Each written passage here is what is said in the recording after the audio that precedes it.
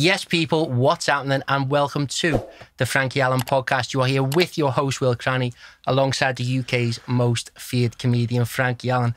Back in the studio for the second time. Frank, how are you feeling being 15 floors up this time? Feeling okay. You know, now that we've started talking, I'll be okay. I was a bit nervous, obviously, what happened this week. Bit different than last week, where I got in on the ground floor and I jumped out on the, what was it, the 10th? The last 9th. week, the 9th. Got out on the 9th.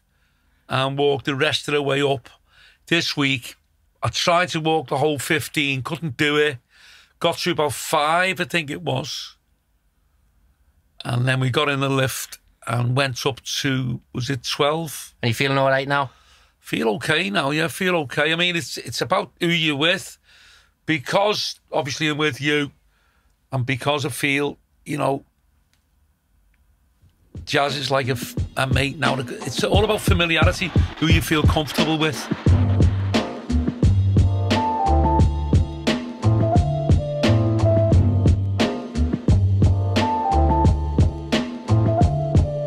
Without further ado, we better introduce today's guest. So, as I said on the last podcast, we want to bring in people that we feel comfortable with. I've only met this fella a couple of times, but I feel like I've known him forever because he's a top guy. He is professional boxer Jazza Dickens, currently ranked at 3rd at featherweight by the International Boxing Federation. He's had 33 fights with 30 wins and 11 knockouts. Soon, he'll be fighting Kid Galahad for the vacant IBF World Featherweight title after he beat the European champ, the European and Commonwealth champ, and the British champ for the golden contract.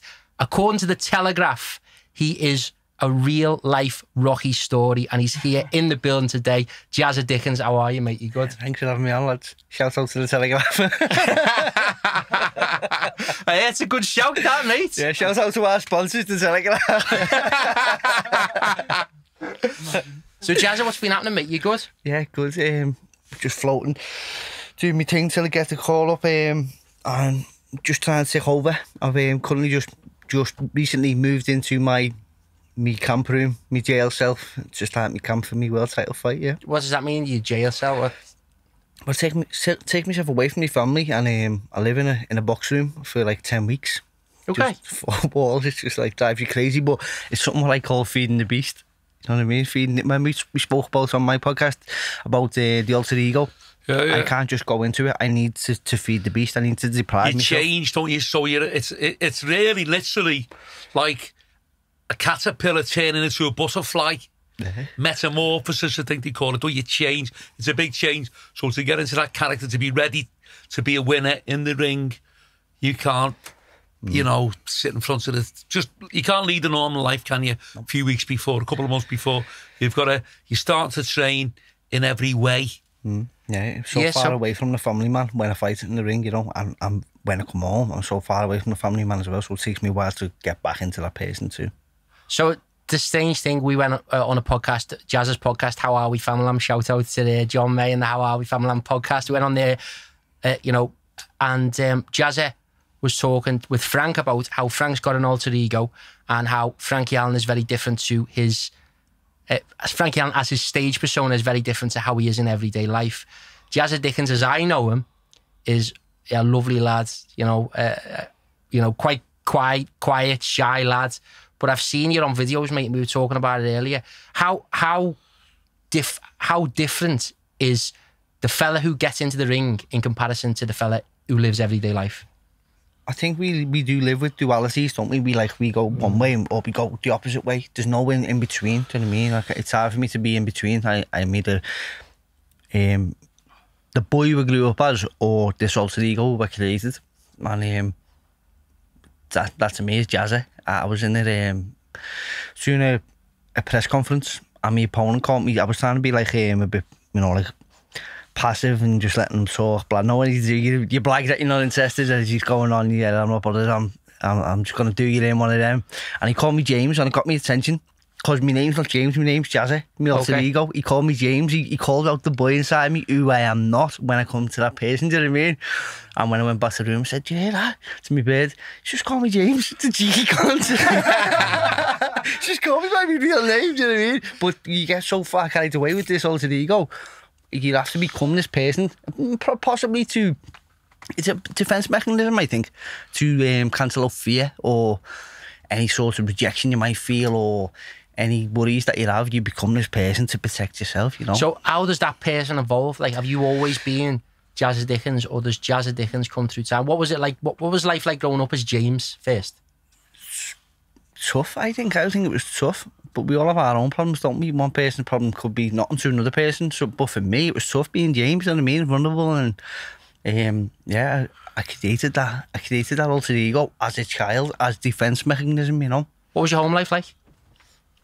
I could never say I was not loved. I had two proper loving parents. Yeah, I've done a lot of media, and when I was young, I was probably like struggling how to talk about it. Didn't know how to speak. So it looks like I'm giving my parents a lot of crap, you know what I mean? But I had two loving parents. I had an auntie around the corner, but my parents were addicted to heroin. So with that come a lot of dysfunctionality, you know what I mean? Normality in my house is different from when I step outside the house. So when I go to school, I realise my normality isn't normality. So I had to create this mechanism of, like, I had to be able to be a chameleon. I had to adapt. I had to find out how to lie, how to become normal, if that makes sense.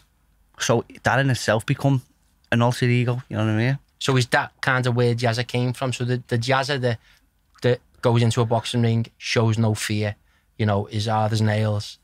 Does that Jazza come from the alter ego that you created based on what you were trying to deal with to get yourself through life? Or well, if you try and run away from one problem and you get rewards for it, which I did when I found boxing, you quickly adapt to what brings you success, don't you? So if I'm taking them positive comments and this positivity in a boxing gym, I'm going to cling to that, do you know what I mean? Okay. And they're calling me Jazza, so this is my new identity, do you know what I mean? How old were you when you first really discovered that you were good with your fists? I mean, were you a street fighter when you were a kid, or did it just, when you went into the gym and you started boxing, it just came to you? Or did you always have a suspicion? You thought, well, I'm Andy here with me fists, I'm very good, I'm sure I could, you know, do this professionally? Well, as a child, Frank, as I said, it was dysfunctionality. It was dysfunctional, but I had a lot of love. So with my dad, I'd be fighting in the living room, but we'd be up at 3 a.m, 4 a.m, fighting in the living room, do you know what I mean? So real violence, so there's violence in the home? No, he taught me this was our way of communicating, of playing. We were very physical, you know what I mean? Yeah. Press-ups in the house as a child. At 5 years old, Frank, I could do 50 press-ups. Do you know what I mean? Every single night. You were always dead fit. No, what I'm saying is when you went to school, obviously when I went to school, I don't know by the time you went to school if it was all kind of like determined, got rid of it all. But there was always a thing in the school, wasn't there? Who was the cock of the school, who's the best fighter. Yeah. And someone would say, you know, Jazza, he doesn't like you. He wants to go at you at 4 o'clock. So you'd have to go, I'm fighting this guy at 4 o'clock. When school finishes, you'd be in the playground, literally fighting for your life. Was that all going on when you went to school? Or, and did you find out, listen, did you take to it? I'm sure you did take to it. Because street fighting is not that much different than boxing. Did you kind of take to it like a duck to water, or was it later on in life that you discovered that you had that talent to be a boxer? Well, I think my dad always gave me these tools to cope with the situation that we were in, do you know what I mean? And no one would say nothing. If you're arguing, it'd be back and forth as kids do. But when it got a bit heavy, it was like, shut up, you smackhead. You know what I mean? And then I developed a mechanism, punch first before someone can say that. You know what I mean? I remember from a very early age. I remember fighting on a schoolyard, and there's a sweet spot in a fight. It's just as you're on top. If you can live in that sweet spot, for me, it's the best place to be. You're just on top in this fight. It's a challenge. It's a tough fight. You're fighting. You're showing a lot of heart, but you're not losing. You're just on top. It's like victorious, you know what I mean? It's like you're taking someone's spirit. It's a sweet place to be. But I remember being in a schoolyard fighting with someone. I was winning, but I remember having these thoughts mid-fight thinking, I fucking love this. So it was always something I loved. I enjoyed to fight. I don't know why. I do not know why. It was escapism, I think. Do you know what I mean? I don't know. So I always had that as a child. I was never that kid who wanted to be the cock. How old were you when you first put a set of boxing gloves on? Boxing gloves? 12. Really, yeah. 12, yeah. But as you say, the fighting... Was that by I think it was accident, 5 just or in the 6. gym, or was it just... Did you join a boxing club then? No, but what happened, Frank, I had a fight after school, like you say. Yeah. And walking towards the school gates one day, and there was a crowd there, and so I said, what's going on here? And someone said, you're having a straight there. Remember? I realised, doing quite lads, I load your jacket. How old are you then?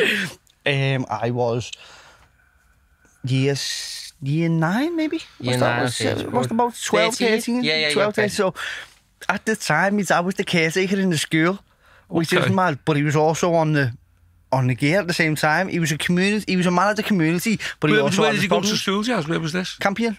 Oh, no, Campion. Yeah. Campion, yeah, it's gone now. But that's where I went to school. Yeah. And he was fighting. And my dad turns up at the fight. He was walking home from his job. Yeah. And after that fight, he said, you just go to the gym now, lad. You know what I mean? Go to the gym, go to boxing, do something with it. And I went to boxing. My cousin went to boxing gym, the Solly. Salisbury, I know Salisbury. And Yeah. so I went to the gym with my cousin, Joey. Yeah. And then it just suddenly went from there. When my dad says, did you take it like a duck to water? When you went in the gym, did you suddenly think, fucking hell, this is for me, I'm having this? Day one, I had my first fight. My first fight was scheduled within 3 weeks.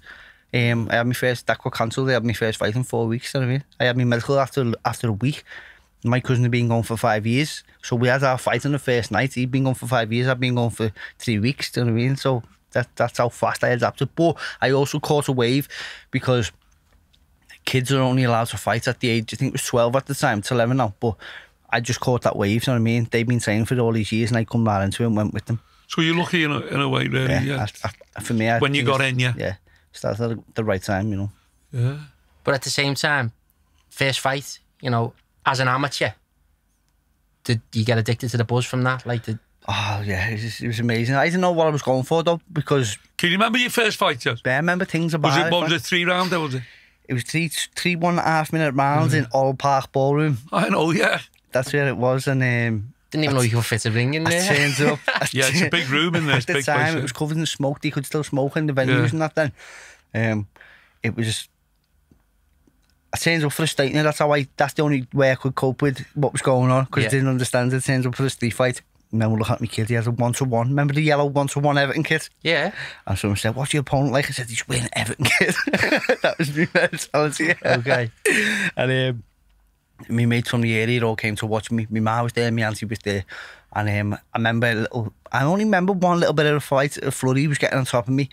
And the bell went anyway. It was go step fast. And I looked out the ring as they put his hand up. And I turned around to look. I knew, you just know in the crowd where... You probably know if you're on stage, you just know where your dad is, or you know where your loved ones are. You just know, don't you? You can hear the voice, they stands out, but you just know where they are. And I love me mum, my auntie. I remember, as he got his hands raised, my auntie's face shouting, fuck off. Where she didn't agree with it. And I just thought, it doesn't matter. This is it for me. This is where I'm going in life, you know. And So, from that moment, first boxing fight, I know I've spoke to Frank about it before, about the first time he gets on stage. Do you know, I'm going to be a professional boxer? I've stepped into the ring for the first time. I knew that first day I went in the gym. The 4 weeks before that, there's a picture of John Conte on the wall with WBC world title. So I'm going to be next scouted to win a world title from the pill. WBC world title. Callum Smith's won it and Tony Bellews won it. Yeah. But that was my thoughts. I'm close now, you know. Frank, do you feel similar about that? The very first time that you stepped on stage, did you think, this is me? Well, yeah. Exactly, very similar, really, parallel to the way Jazz is talking. When I was at school, I was kind of like the class clown, always telling jokes, doing impressions, taking the piss out of the teachers. So I got a reputation, not just in my class in the school, for being a good laugh. And even in the playground, I'd have like crowds of lads around me and I'd be telling them all jokes, everyone would be pissing themselves. So when the first time I got the opportunity to go on stage, I mean, we talked about this last week, didn't hold any fear for me. A lot of people, you know, get the mic and there's the crowd and they're scared and they're nervous. But I just didn't give a fuck and I thought it was great. And I've never really lost that. I've never really been afraid. I took to it like a duck to water. Never been afraid of a crowd. And just the same as what Jazz is saying, when he first put a set of gloves on, he just kind of like took to it very naturally and stayed with him. And no doubt he's going to be the world champ as well. That was probably my first defence mechanism, Frank, like telling jokes. I told a joke in class once, well, I told a joke. I answered the teacher back in a way that disrespected him, and the class were laughing for like 2 minutes non-stop, and the teacher lost the plot. He screamed at the old class, you know, to get older, but the old class is just laughing because like he's that teacher who everyone was scared of, do you know what I mean? And I was just, he looked like Rodney Trotter, and he shouted at me, I said, fuck off, sir, you look like Rodney Trotter. Looking back now, it's not funny, but the fear we all have for him, it just went, you know what I mean? Everyone, and he couldn't get control. He couldn't handle it. He just lost the plot. And yeah, but that was my first defence mechanism, which was making people laugh. It's a nice feeling there, Frank. You feel cool, don't you, when everyone's laughing? But well, I've had the best of both worlds because I'm a big boxing fan. But also, I had opportunities as a comic. I've worked in hundreds of boxing venues, you know, they always have a comic on for the amateurs anyway, and some of the pros, you know, they have the comic on at the end of the night. And where it kind of like was very good for me on a learning curve, the boxing shows were always a little bit, not, I wouldn't say they were rough, but very difficult to get people to listen to you because you'd be going on after all the bouts had finished, you know, there'd be lads who'd still be like warming down with fucking towels around the necks, drinking Lucozade, and I'd be waiting, I'm going, fuck hell, I hope this fella gets knocked out, because with a comic, if you go on too late, they're too noisy, the crowd, you haven't got a chance. So the earlier I used to want to get on, the better. So all the boxing shows I done, I started off really, I think the first one I'd done was Knowsley Vale. Guy called Richie King, do you ever remember him? I believe he's passed away now. Richie, trainer, great lad, up at Knowsley Vale. And they were always fighting. I never knew where this place was. Repton. They were always fighting Repton Boxing Club. It's the East End of London, isn't it? London, yeah. And I never knew where it was, and fighting Wolverhampton. And because I was one of the lads and things, even when I started off, they always got me on. And if the night went quickly and there was a few knockouts and I got on before 11, the crowd were great, but if you got on after 11, they were a bit noisy. And I've had a lot, I wouldn't say trouble, because my act is a little bit over the top, and I do pick on people, savage people, very insulting, a little bit contentious, I'm a little bit kind of what some people might say offensive. I've had a little bit. I've had a lot of trouble in the ring where I'd say it's got to be, over the years, must be like a dozen people jumping in the ring trying to get me. You know, there was an old fella in the Adelphi. They used to do a lot of the Adelphi Hotel in Liverpool. There used to have a lot of boxing shows in there. Yeah. I remember this guy came in one night, an old fella. And I say, probably like the same age as I am now, but he came in and he looked old. And he walked in. I said, "Hey, mate, this isn't the way to the cemetery, you dying bastard." Anyway, so I think he was an ex-boxer because he ran. Although he's like in his 60s, he ran like fuck. And just the way he got in, you know, I knew he was the way he lifted up the rope and he ducked. And got in the stands. I thought he was like fucking WBC champ. But I just stood there. So the next thing is, fuck off. He threw this left hook at me and I just got out of the way. So what I always used to do, with any trouble I get, even now that I get over the years, if I can't keep them away, I'll try and get them in a headlock. So I jumped on him and I had him in a headlock. So, and he's hitting me, but he can only hit me in the back. It didn't really hurt. And we're just going round in a circle. And all the lads, everyone's pissing themselves. And then the lad started shouting out, "Finish the joke off, Frankie. Finish the joke off." Then the bouncers come and he dragged them away. But I've had a lot of trouble like that. So I'm used to, like, I've had my fair share of fighting in the ring. Well, here's a dead interesting one, because I think the two of you are both from similar backgrounds. You know, you and Jazza, you've both been brought up in working class environments and have both thrived off putting all of your energy into one specific thing, whether it be boxing or whether it be comedy, but going into an environment where there's a lot of tension. Yeah. And I think the two of you are, you know, Jazz, do you feel that when you go into that arena where, you know, the boxing ring's there and you're walking towards the ring and you can feel the tension in the room, you're thinking, yeah, this is me, this. Yeah, you can in a way. You thrive off it though, you know what I mean? There's nowhere else you want to be. You go home after and you, as you say, your act finish and if you're not working for a while or what, you just want nothing but that. That's the best place to be, you know what I mean? I'll sit in the house and I'll smell a pair of boxing gloves. Because that's what it smells like when you're fighting. You can smell the leather, do you know what I mean? The come down after you've been in a boxing ring, you've been fighting, your adrenaline is like through the roof, innit? I like it, it's different. So when you come home, the next night you're sitting there and you're going, what the fuck's this? Is Coronation Street? And you're going, whoa. You don't know what to do with yourself, do you? Painful, Frank, isn't it? Very painful. It's a terrible pain, yeah. Dark place after it. But at the same time, similar to what we were talking about last week, don't you think that being a boxer and being streetwise as well and taking that into the ring with you, it gives you the big advantage over situations where you can kind of tell a long time before anyone else can that there might be trouble somewhere. Yeah. You know, you could be in a nice restaurant with your bird, you know, and a family and stuff, and everyone's nice, and oh yeah, you know, where are you going to Mallorca this year and all that, and all of a sudden you can just see something in the corner nobody else has noticed, and you go, this is going to kick off in a minute. You just get on it, don't you? Kind of like a sixth sense, which obviously is heightened with you, with being in the ring, and you're actually fighting all the time.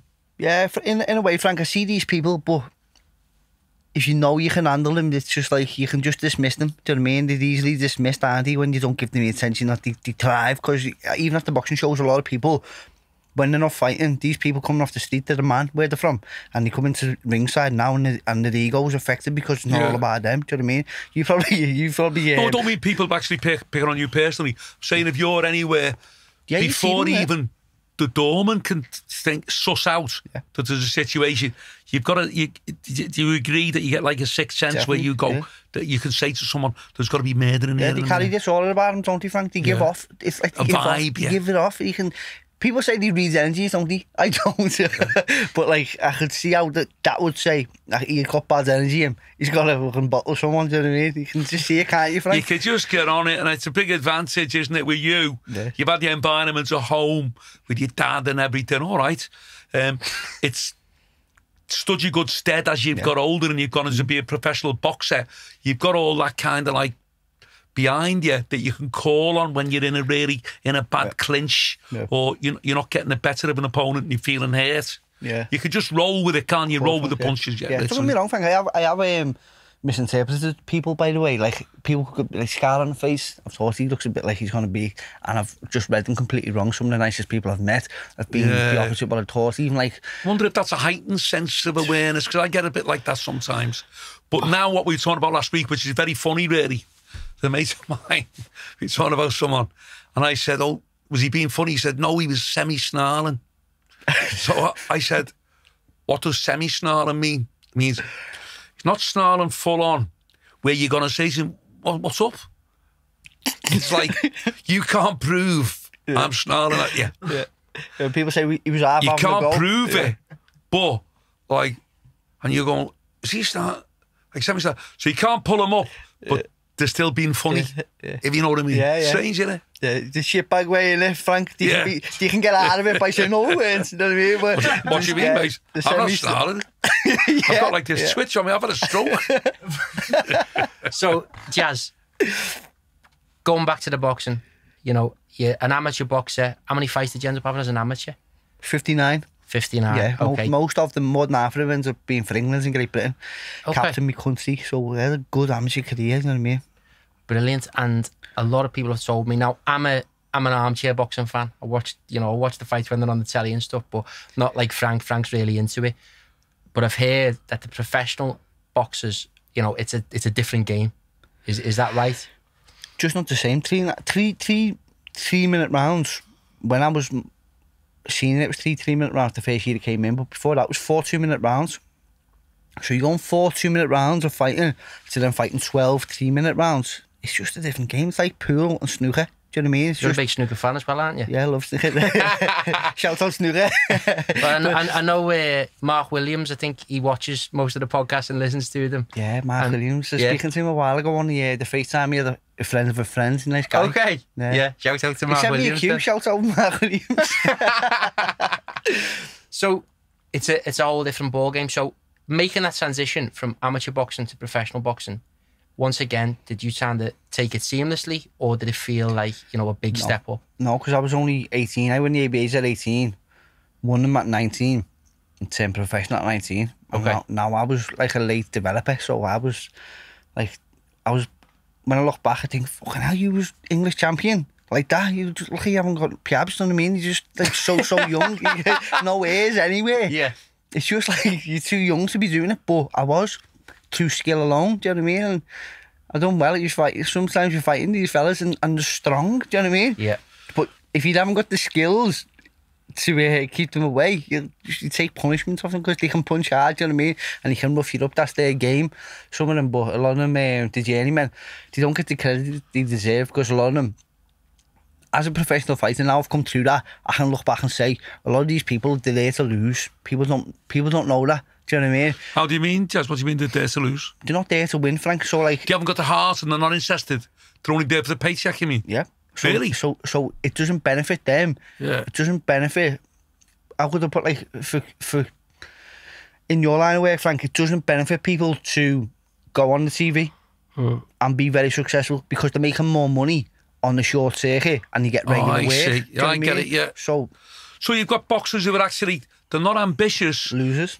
They want to stay on that circuit, make a few quid. Yeah. They don't really...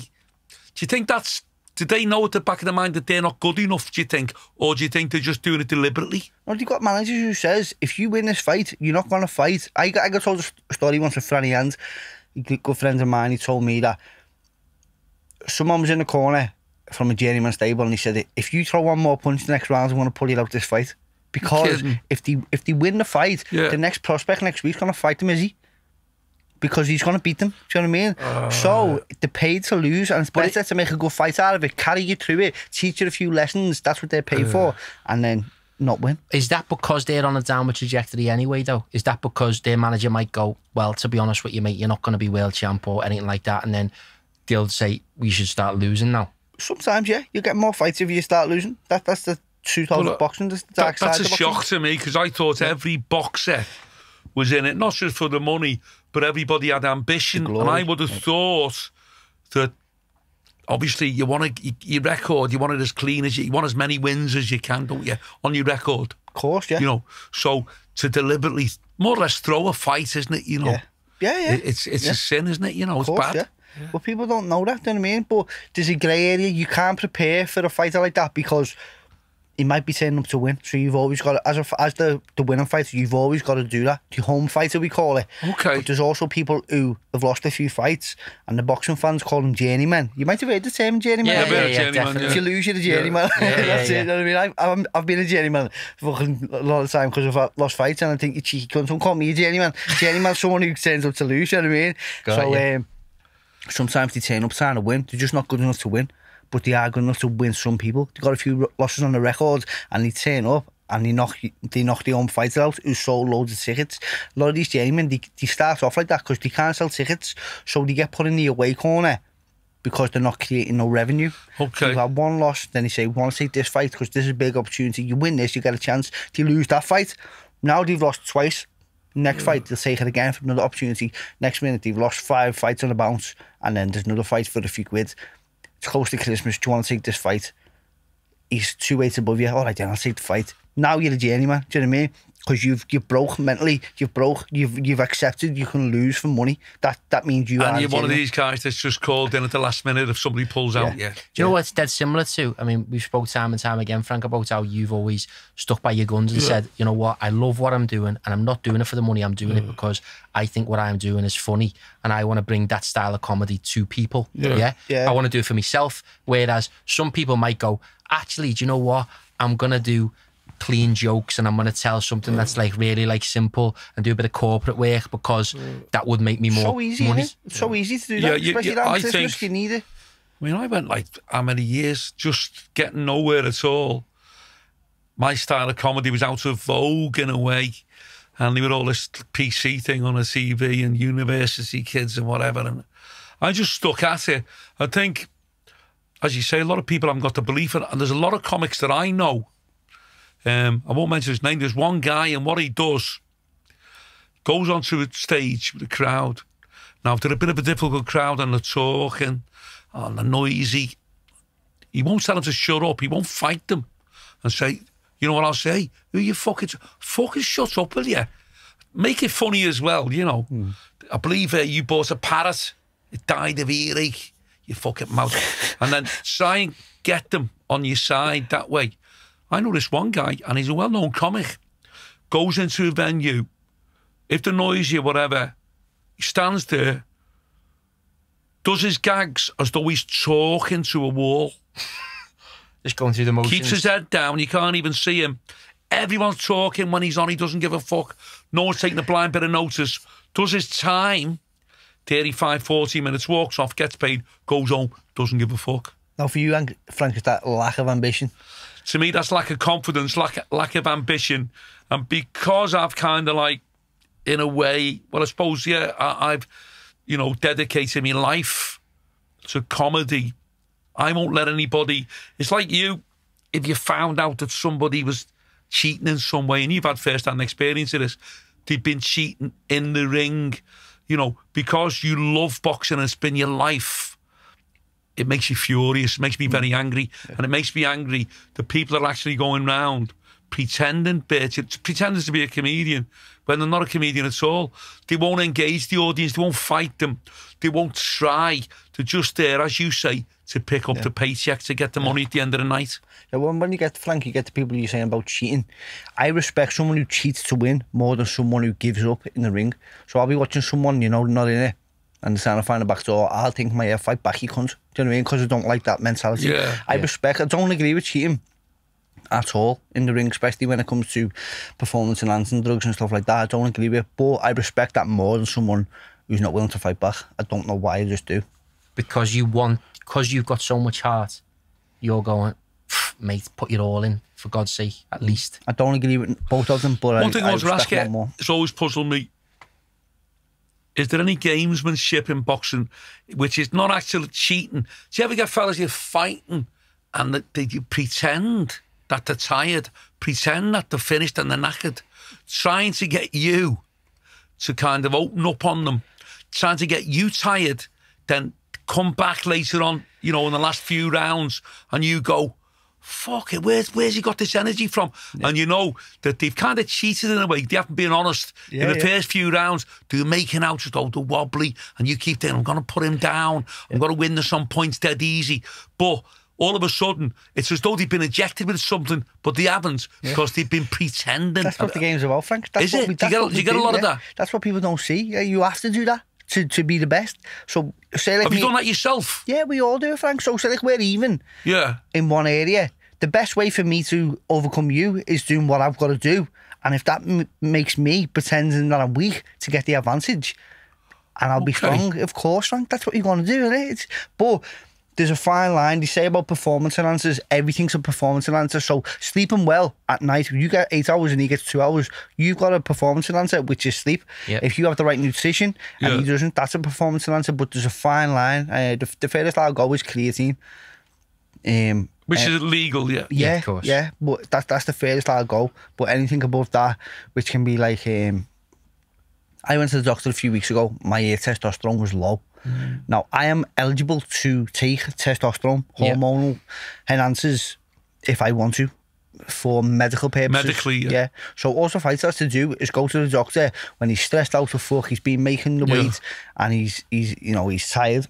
He'll get low testosterone scores, and he can take testosterone legally, and that happens a lot more than you'd know. So a lot of the guys do that just to get round the law, really. Yeah. You've got medical exemption, you can do anything. You know what I mean? You could say anything with medical exemption because you're exempt, aren't you? Do you know what I mean? It's mad. Boxing is a corrupt business. It's so corrupt, you wouldn't even know some of the stuff that goes on. I can't think of something because there's so much, you know what I mean? It's dirty business. But the best people in boxing as well, do you know what I mean? So they've got your own team who die for you, and then you've got people who you're working with trying to rip you off and things. It's I could tell some stories, but I get myself in trouble. I know what you mean. So I mean, all the time, Jazz is always saying, I'm going to be world champion, right? And I loved that, right? I remember, Frank, we bumped into, the first time you ever met Tony Bellew years ago, was in a restaurant in South Road in Crosby, you remember it? Yeah. And Frank said to me, he's going to be world champion. And he was just a young lad, wasn't he, at that time? And I said, what do you mean he's going to be world champion? He went, no, I just get that vibe off him. Yeah. You know, and I think it's boss that Jazz has got that mindset of, fuck no, I know where I'm going. This is happening, right? So does that mould your mindset going into every single fight? Are you fully of the belief of, this is happening no matter what? So yeah, it's ingrained in me because of my dad. It comes from a place of love, I believe. So I always knew, I had no doubt in my mind that I was loved, truly loved by my parents, do you know what I mean? And used to tell me you can do anything that you want in life. Anything I put my mind to it, I can do it. Why? I don't know. It could be because I've developed a strong sense of belief, or I've acted on the gifts I was given, which was love, do you know what I mean? I do believe that they give me this will to do anything that I want because they believed in me, do you know what I mean? And that's what it truly comes down to. I come back from the fight and it's like, I always ask myself, have I made me ma or dad proud? Do you know what I mean? That's my family, my bairn, my kids. Have I made them proud? And that's me. That's what's the centre of my achievements. Do you know what I mean? Just making them proud. It may be, I don't know. I've always wondered what would it be like if my alpha weren't there in the corner. Do you know what I mean? I've always wondered, could I do what I do without the love and support of them? Do you know what I mean? I don't know. So is the key thing when you're going into a boxing ring, are you going, I'm going to do this for my family and my parents because I want them to be proud of me and pleased with that? Or you possibly on a subconscious level, yeah. It's instinct, really, isn't it? You're fighting on instinct, aren't you? That's a deep thought to be thinking at the time. Possibly, but I do it for myself, do you know what I mean? Yeah. You know when you say you kind of change and you metamorphosize from when James, if you will, when you're at home and you're not a boxer. I laugh at his face there, right? Yeah. Because we were doing the same with you. Anyone who doesn't know, we did a podcast last week or a couple of weeks back with Jazza, and we were talking about how Martin, which is Frankie's real name, he hates it. But I saw today and Frankie called me James. I saw his face change when you called him James. I hate genuinely that. To the point where I don't like that Martin thing. It just sounds as though someone else to me, I'm Frankie now. So what I'm saying is, when you change from, the name you were born with, when do you become Jazza? Is that a few days before, or on your way, or when you're actually stepping in the ring, do you think? There's a point, Frank, unfortunately, I come to when I say, fuck everyone. Okay. Fuck me family, fuck me kids, fuck me parents, fuck everyone, fuck everything. Really, yeah. No, but when does that drop on you? Is that getting in the ring or before that? When you make the change? A few weeks before, A few weeks before, when I finally managed the courage to say, fuck them all. It's not about that. It's about me to do what I've got to do. I have to go to that place to do what I've got to do. Do you know what I mean? It's sad, so sad that I didn't want to.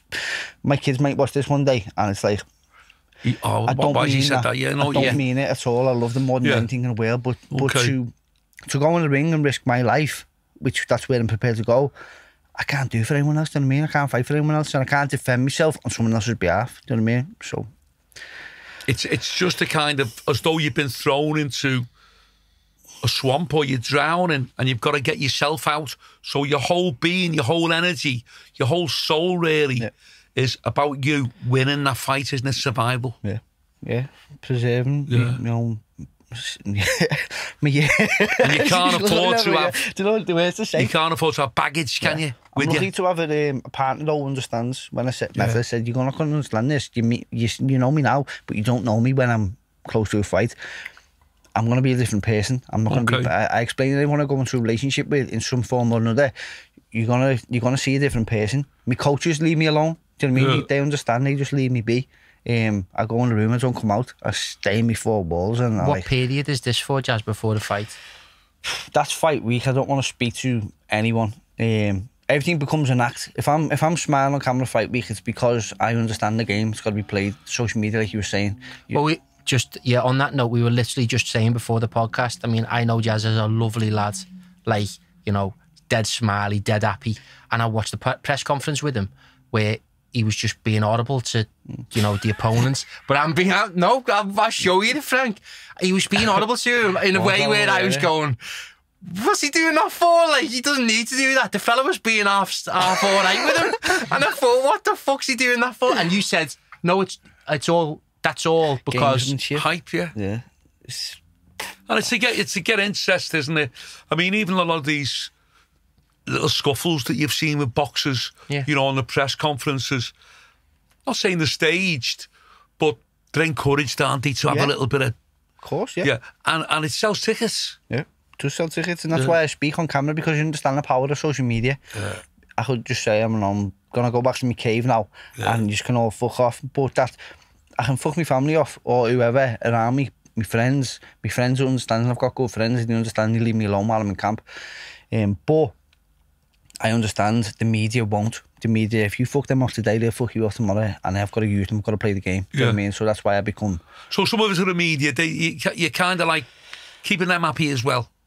You've got to, Frankie. They love the sensationalism, don't they? Yeah. I mean, as you say, it would be ridiculous if you were saying, oh yeah, I'm fighting Alonso next Wednesday, and to be honest with you, he came round to ours last night and had something to eat.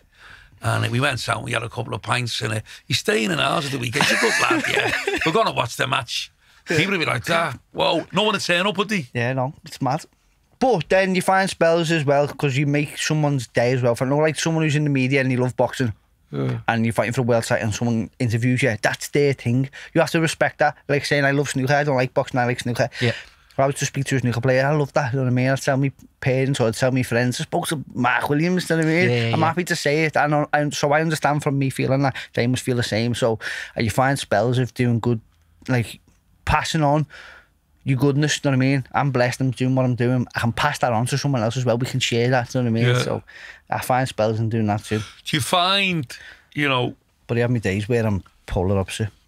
How do you feel with the fame? No, do you enjoy it, or do you go a little bit shy? You know, when people say, Jazz, come and say hello to get a picture with me mate here.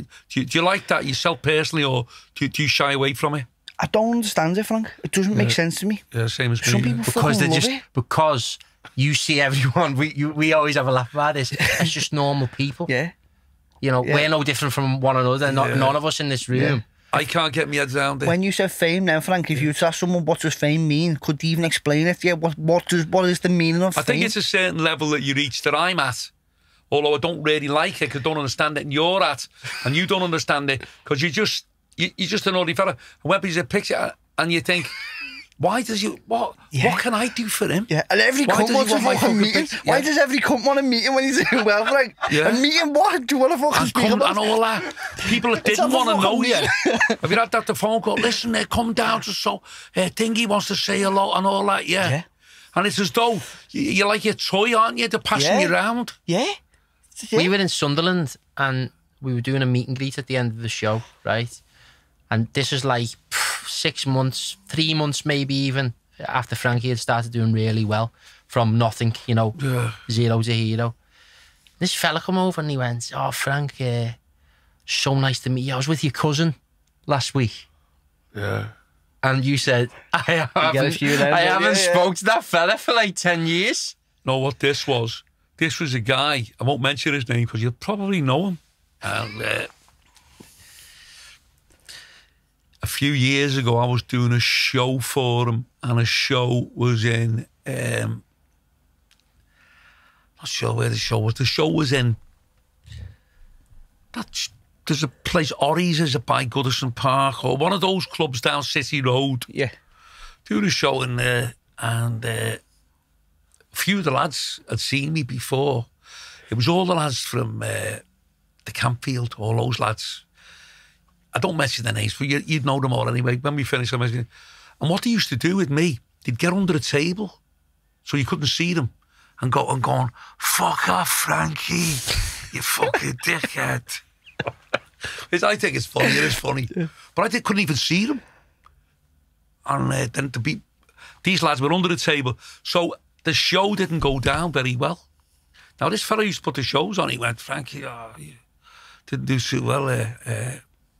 Just call, they're not paying you. I went, what? not gonna pay it. It didn't work. You know, all that. So I was nearly fighting him. I got the money off him in the end. Anyway, last year we're in this show. He works with these two fellas on the railway, and he's going, these fellas go, with your cousin. He said, you know, your cousin, mentioned his name, the fella that wouldn't pay me. Fucking hell. Can't believe it, can you? Wow. It's mad, isn't it, Frank? It's mad. I don't know how to do. Well, I don't know. I don't understand. Don't know how you're supposed to, because I'm not going to form to that either. I'm not going to form to what I believe someone should think that I should act like around people. But I am open towards kids with no agenda, innocent kids with aspirations and want to do what I'm doing. I love that. I give me time to them. But what I don't like, give me time to this fucking put me arm now. Yeah, you know what I mean? Like, you know what I mean? Don't you them dickheads? Just for the sake of a photograph, not like in a meeting, sitting there in a fucking meeting. Have you had that one? Comes to the funeral. Have you had that? Have you had that one? Comes. I had a phone call. This fella went, "All right, Frankie." And I said, "All right, that's Eddie died." You know. I went, "Oh, sorry to hear that." Didn't have a fucking clue who it was. And he went, he was always talking about you, Frank. You know, remember the old days and all that. And anyway, he's getting buried. It's in Anfield Cemetery on Wednesday, 8:30 and all that. I went along, just didn't want to, you know, who the fuck is he? I was just dying to see who he was. So they had like a card, the card with a picture on. I looked at him and I went, who the fuck's that? Wow. Yeah. And I went, and my head was wrecked because I thought, I don't even know him. Then his son's coming up to me and I go, thanks for coming down, Frank. Eddie would have been over the moon, you know. And all it is, probably just like a fella who fucking, like a fan who likes you. You know what I mean? Fucking madness, isn't it? Chris, have you had that one, the christening? Where they want you to go to the christening? I don't know what, Frank, I just don't entertain it, do you know what I mean? I'll say no. What do you do, blank them? I'm in camp, yeah. Like even funerals, like, if I weren't even close to, like, my first fight was on the same day as my granddad's funeral. We weren't close, so obviously I'm going to go and fight. I'm so selfish, Oh, Frank. you're so kind of like when I was say feeding the focused. beast, I'm an horrible person, Frank. I can't explain the person I've become. Well, I didn't see like that, him. Will, when you said, you know, the pre-fight, you know, kind of like, was he really having a go with that fella?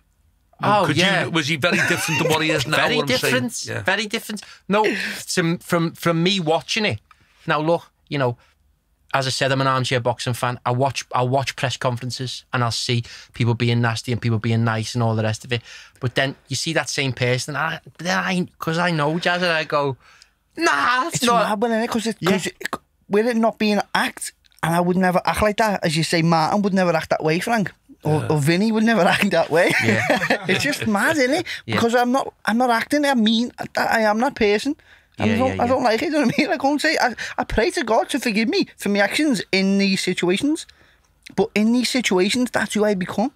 It's weird and it's strange. Probably based around fear, to be honest, Frank. People as well. Have you noticed that if you kind of reverting back to your old self, people don't really like it. They don't like getting too close. Once they find out that you're like a human, they don't want to know, do they? I'm mad, Frank. I'm mad. They don't want to know once you find out. It's mad, isn't it, Frank? They find out that you're human.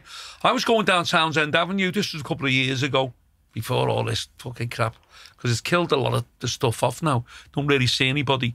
Anyway, there's a white van coming down, and it pulls up next to me, and the fella's beating me on like mad. And I said, I don't remember like cutting him off or nothing. And I thought, is this fucking road rage? Yeah. And I went, what the fuck? So the lads are screaming, then they get in front of me. I went, oh no, you know. So then got a bit further on.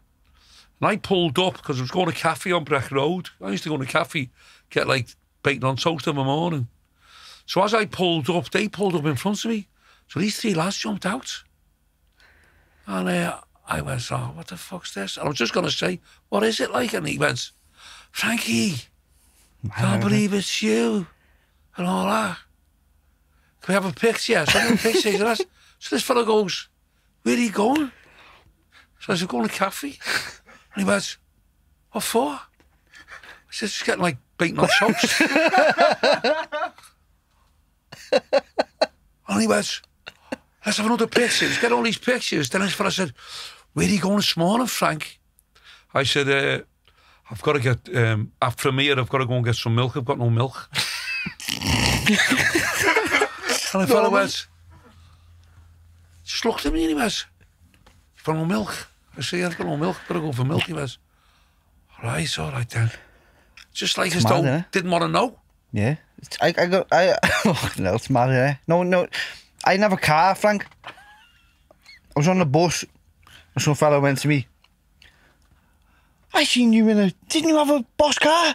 What are you doing on the bus? I was like, fucking hell, like you, on a bus, you know what I mean? Just walking 8 miles because... That's right. Well, look, I know we're conscious for time here, so I want to make sure that I get in the questions that I desperately want to ask. So, Golden Contract winner, right? One of the best parts of the whole process that I loved, okay?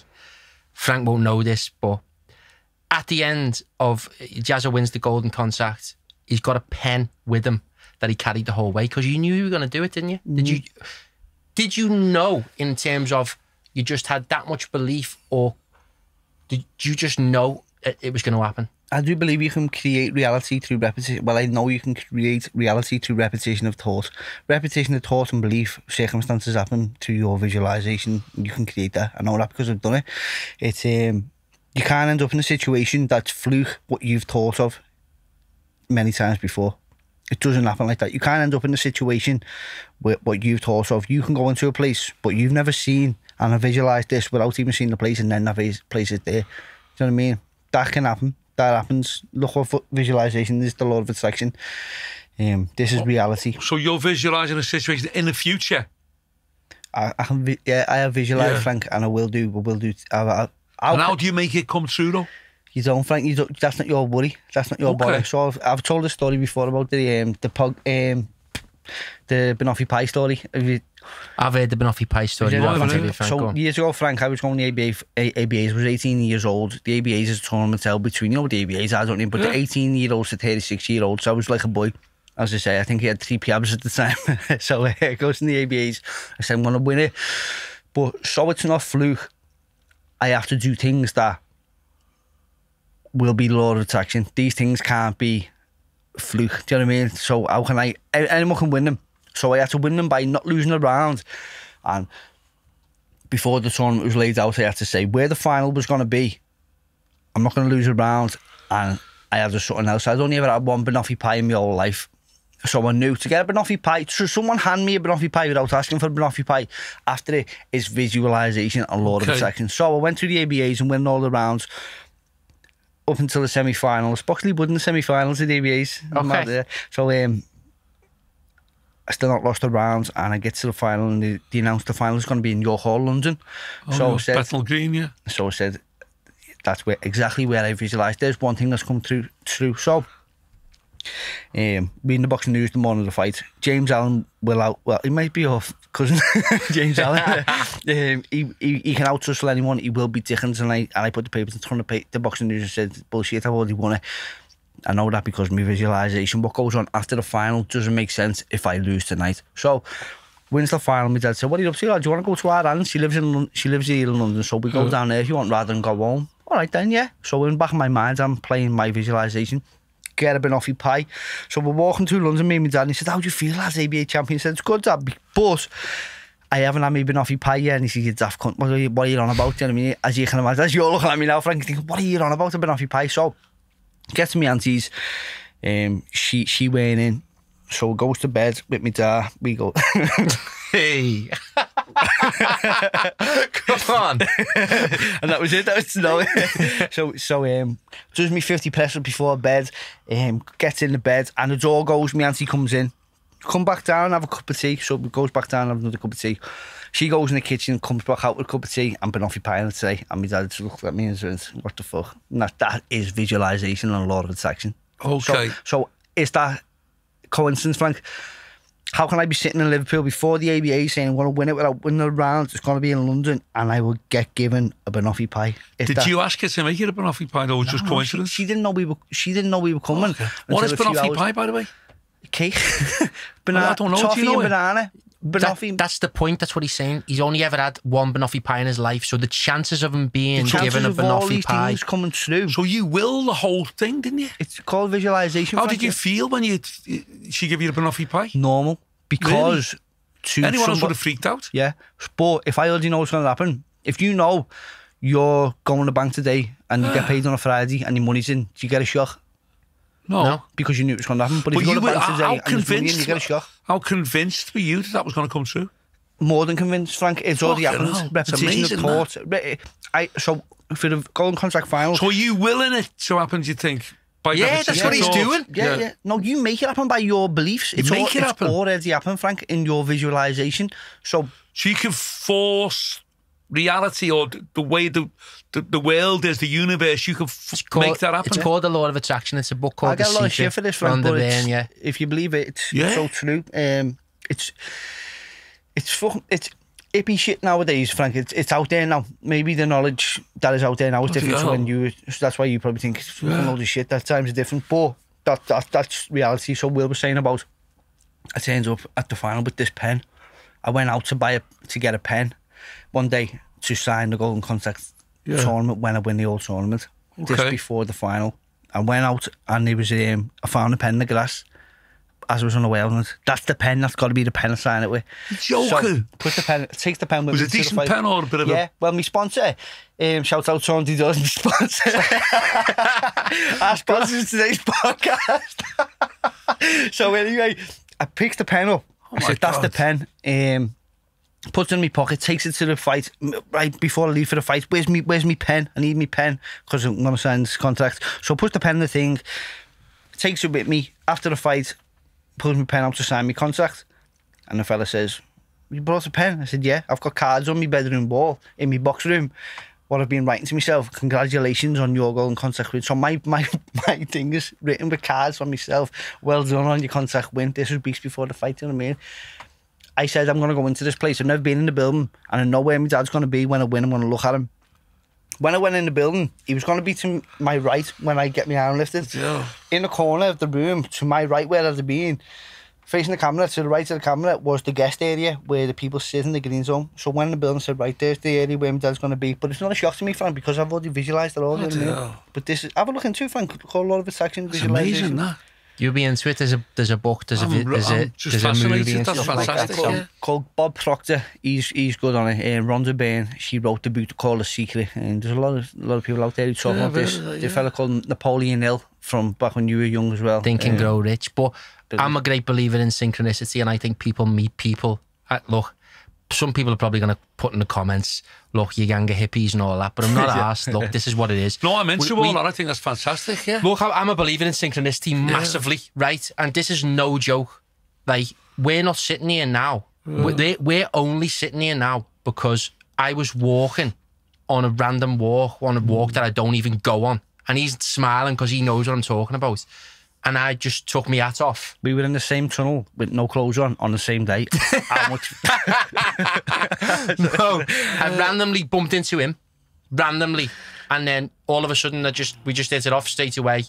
Is it pissing down raining, really? It was pissing down raining, but yeah, no, it's just the way things happen. So. World title fight coming up. It makes me think, I wonder if you meet people. I wonder if it's kind of like predestined, as though it's written down for who you're going to meet. That's what I'm talking about, synchronicity. I think you can force it yourself. I think Just think of how many people you know. Can you alter fate, you think? Or would you say... I haven't got the answers. Well, you've done it. I think so. I think that's what I'm talking about. I can create circumstances through repetition of thought, definitely. How many people do you know, Frank, who go like this, fucking hell, I just fight everywhere I go, I don't even cause trouble, but it just ends up in a fight. Yeah, it comes to them, yeah. The repetition of thoughts, it's all you think about. Why do I go everywhere and end up fighting? And then it's no coincidence, tomorrow you go somewhere and you end up fighting. And it's not their fault, it's always not their fault, you know what I mean? Or there's nice people in there who ends up, why do I just attract so much money? Why? And then more money comes to them. It's just repetition of thoughts, which not thoughts, it's your beliefs. It's so strange, isn't it? You believe it. You're thinking it's one thing, but then believing it is different, isn't it? Definitely. And Jazza believes, and I believe him, you know, he's going to be world champion, and the world title fight's coming up soon. Kid Galahad, who you've all actually fought before, 2013, 7.5 years ago. You're looking forward to getting that done? Well, yeah. It goes beyond the fight, this one for me. Because fighting in for the world title, I was in the van on the way home, phoned my bed on the way home. I said, you know, I'll be world champion, don't you? And I'll get him again. And that was 2013, well, you know what I mean? Just after being stopped off him. The only time I've ever been put down in my life, and it's like a redemption story. It's exactly what I want it to be, you know what I mean? For me, I've got no doubt that I will win, you know what I mean? I'll do anything, I'll do what I've already won in my mind, Frank. I believe it, do you know what I mean? That's fantastic, yeah. I can't be world champion unless I don't. My it's story weird, isn't it? Because it makes what you've just said today, really. I'm a bit of a weirdo in a way. I believe in there's another world at the same time as this one, psychic. And it's strange how, I always think it's strange, but you can meet some people and you can't really take to them. But other people like yourself, you know, like John May, you're meeting people and you feel as though you've known them all your life. Yeah. Now, is that just a kind of, because you've got so much in common with them, or is that a kind of a psychic thing that one day you're all going to meet together? You just don't know, do you? When you say that, Frank, are you talking like parallel universes? Yeah. I've always wondered that, you know, since being a child. I've always had that thought in my head. Is this, because people say they see ghosts and that's only what are they seeing? Are they see, like, I don't know. What do you believe in there? Well, I believe, I've got a few strange beliefs. There's a book by a fellow called John Wyndham. It's called Random Quest. And the guy in it is experimenting in his basement with these chemicals. He blows himself up, but he blows himself up into another dimension. So he goes upstairs and there's a bird in the kitchen making his dinner, but it's not his missus. It's a bird that he used to go out with, but he finished with her, and then he met his missus. He's gone into another dimension, and everything in his life is very different, or a little bit different than what it was before he blew himself up. And it's kind of like based on the premise that as we speak now, we've all met by chance, but maybe there's another dimension, things going on where things would... What would have been? We never would have met, that are a bit different. It's so strange, so fascinating. We don't know why. I mean, when I was a kid, not that I thought it was going to be like Elvis Presley, big and famous. I always had a thing in my mind that I was in this place and there were hundreds of fellas, no girls. I always had this thing that I was standing up on a stage and I was talking, couldn't see the mic in this like daydream, and there was hundreds of people and they were only there because I was there. And then they were coming towards me and there was that many of them that they knocked me over. Now that came true. We were in this place in Spennymoor about 2 years ago up in the northeast, and the security that we had weren't much good. So at the end, I think Will said on the mic, lads, if you want to try and come and queue up to get a picture with Frankie, all these young lads, must be 3 or 4, they just all flooded to the front. So, do you remember it, Will? Yeah, it broke the banners. So broke the banners. So I went flying. All the doormen went flying and everything. And it was scary, you know. But I kind of knew that would happen. That was always been somewhere in my mind. So you wonder if, as what you've said, are you projecting things, making things happen? Are they always going to be, is it always going to be fate?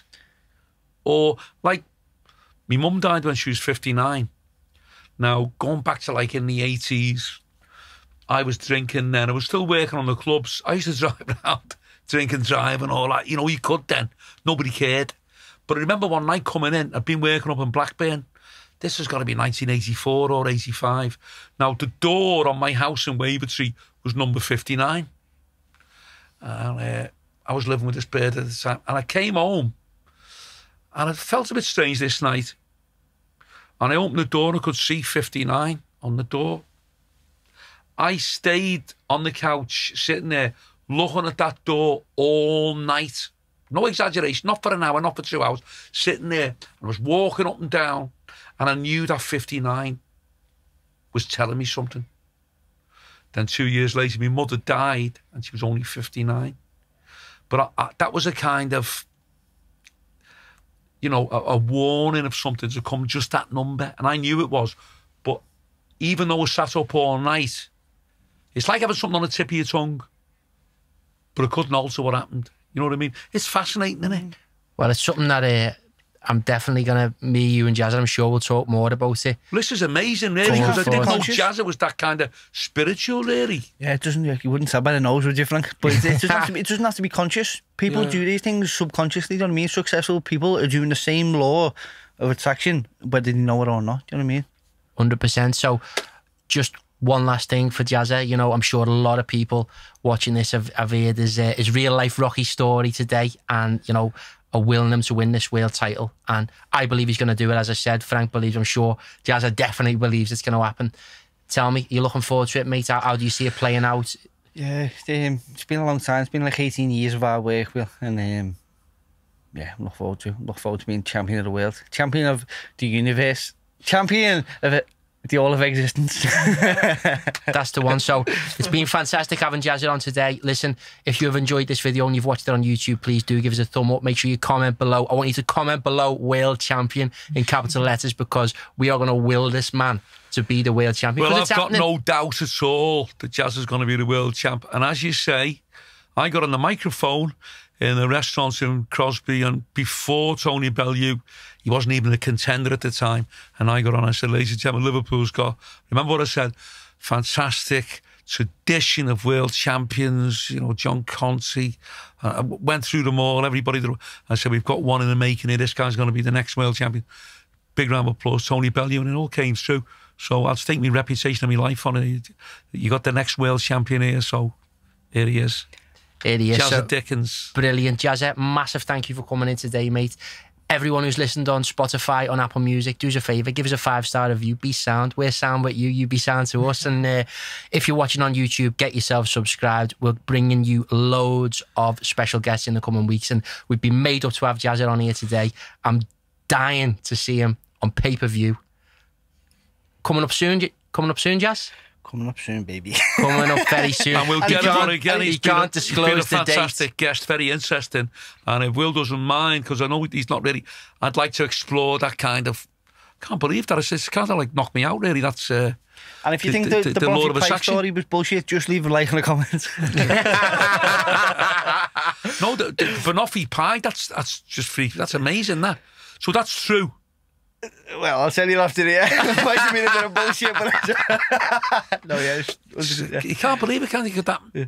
So you were sitting there in the Banoffee Pie, if it was and you'd won the ABAs. I wouldn't even have the audacity to tell a lie like that, you know, Frank. No, but I'm saying it's so out there, isn't it? Yeah. That was, you were convinced that would happen, and it happened. Yeah. Brilliant. So I hope you've enjoyed episode 16 of the Frankie Allen podcast with our special guest, future world champion, Jazza Dickens. From myself, from Frankie Allen, I hope you've enjoyed it, and see you later. Thanks, everybody. See you later.